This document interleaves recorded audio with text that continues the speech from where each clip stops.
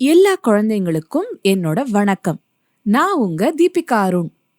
இன்னைக்கு நம்ம கேட்க போற கதையில திறமை அப்படின்னா என்ன, ஒவ்வொருத்தருக்கும் ஒவ்வொரு திறமை இருக்கும் அப்படின்னு சொல்லுவோம். அது என்ன? அதுக்கு முன்னாடி திறமைனா என்ன? போய் உங்க அப்பா அம்மா பாட்டி தாத்தா யார்கிட்டயாவது கேளுங்க, திறமைனா என்ன அர்த்தம்னு. கதைக்குள்ள போலாமா? பகிர்ந்து உண்ணும் காக்கை. எழுதியவர் வெங்கட்ரமணா. தமிழில் ஜெயராமன். படைப்பு பிரதம் புக்ஸ். காலை பொழுது. காகே தன்னுடைய கூட்டில் கண் விழித்து பொழுது போகாமல் சுற்றும் முற்றும் பார்த்தது. காகே என்பது ஒரு காக்கை. தன்னுடைய தொண்டையை சரி செய்து கொண்டு என்று சில முறை கரைந்தது. திடீரென்று காதுகளை தீட்டிக்கொண்டு கேட்டது. எங்கோ அருகாமையில் ஒரு குயில் இனிமையாக பாடுவது அதற்கு கேட்டது. கொஞ்ச நேரம் பாடலை காகே ரசித்தது. பிறகு அதற்கு கோபமாக வந்தது. இது நியாயமில்லை. அந்த குயில் முட்டையாக இருந்தபோது அடை காத்து குஞ்சு பொரித்தது இந்த காக்கைதான். ஆனால் குயிலுக்கு காகையை விட எத்தனை இனிமையான குரல்! நான் பொறாமப்படக்கூடாது, தனக்குத்தானே சொல்லிக் கொண்டது காகே. குயிலிடமிருந்து பாடுவது எப்படி என்று கற்றுக்கொள்வதே சரியான வழி என்று முடிவு செய்தது. காகே குயிலை தேடிச் சென்றது. கண்டுபிடித்தது. குயில் காக்கையை சந்தேகத்துடன் பார்த்தது.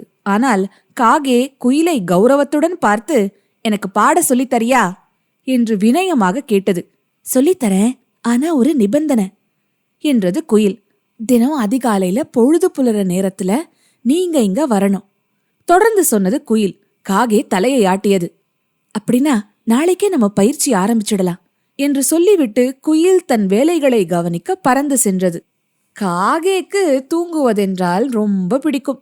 சூரிய உதயத்திற்கு முன் விழித்ததே இல்லை.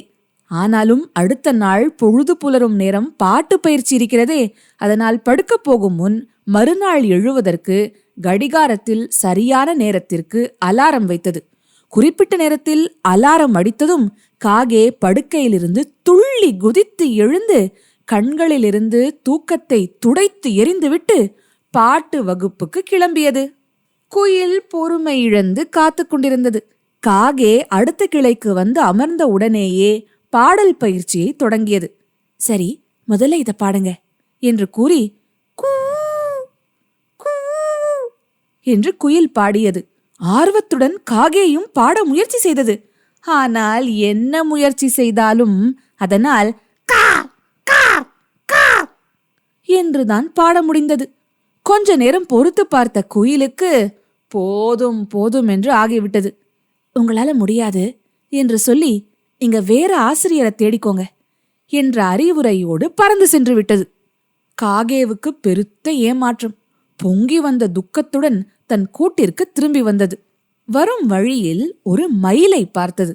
மயிலே மயிலே, எனக்கு நாட்டியமாட சொல்லித் தருவியா என்று மயிலை காகே கேட்டது. நிச்சயமாக, நான் செய்வதை பார்த்து அதே போல செய் என்றது மயில். காகே தன் வால் பக்க சிறகுகளை விரித்தது. தாளத்திற்கேற்ப குதித்தது. இது சரியாக இல்லை என்றது மயில். நான் செய்வதை கவனமாக பார் என்று சொன்னது மயில். காகே மீண்டும் மீண்டும் முயற்சி செய்தது. ஆனால் சரியாக மயில் போல் ஆட முடியவில்லை. மயிலுக்கோ ஒரே கோபம். உனக்கு நாட்டியமாடவே வராது போ என்று கடிந்து பேசிவிட்டு பறந்து போனது. காகே மிகுந்த வருத்தமடைந்தது. அதற்கு பாட வரவில்லை, ஆடவும் முடியவில்லை.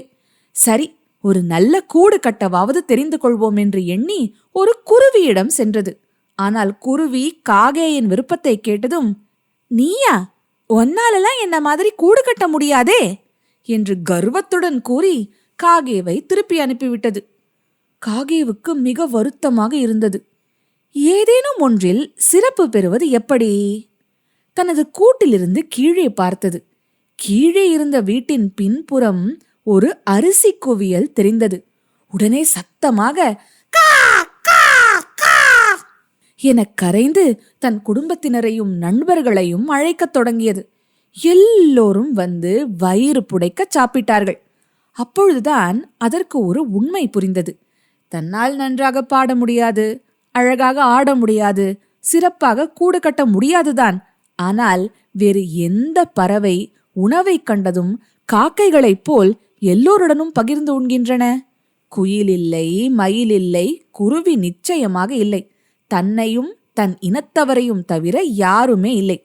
தன்னை பற்றிய இந்த விஷயத்தை தானே தெரிந்து கொண்டதில் காகேவுக்கு மிகுந்த ஆனந்தம். இப்படிப்பட்ட தாராள மனம் கொண்ட குடும்பத்தில் தானும் இருக்கிறோம் என்பது அதற்கு பெருமையாக இருந்தது. என்ன குழந்தைங்களா, இந்த கதையிலேந்து உங்களுக்கு என்ன தெரிய வந்தது? ஒவ்வொருத்தருக்கும் ஒரு திறமை இருக்கும். சில பேர் நல்லா பாட்டு பாடுவாங்க, சில பேர் நல்லா நாட்டியம் ஆடுவாங்க, சில பேர் நல்லா அழகா வரைவாங்க. இது ஒரு நல்ல விஷயம். ஆனா இந்த கதையில இன்னொன்னு நம்ம தெரிஞ்சுக்கணும். கர்வப்படக்கூடாது குழந்தைங்களா. ஒரு விஷயத்த நம்ம நல்லா பண்றோங்கிறதுனால நமக்கு கர்வம் வரவே கூடாது. இன்னும் அதை நல்லா கத்துக்கிட்டு சிறப்பா பண்ணணும்னு தோணணுமே தவிர கர்வம் மட்டும் வரக்கூடாது. கற்றது கைமண் அளவு, கல்லாதது உலகளவு. அப்படின்னா என்ன அர்த்தம்? நம்ம எவ்வளோ நிறைய கத்துக்கிட்டாலும் அது ஒரு கைப்பிடி மண் அளவு தான்.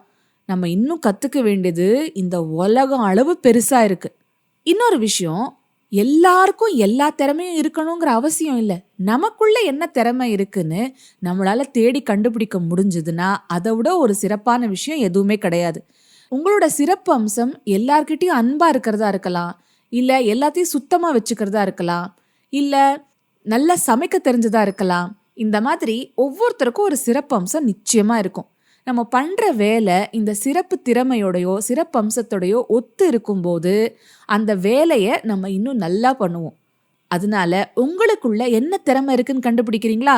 அது கதை சொல்றதா இருக்கலாம், கதை எழுதுறதா இருக்கலாம், புத்தகம் படிக்கிறதா இருக்கலாம், என்னவா வேணா இருக்கலாம். அந்த திறமை என்னன்னு கண்டுபிடிச்சு என்கிட்ட சொல்றீங்களா?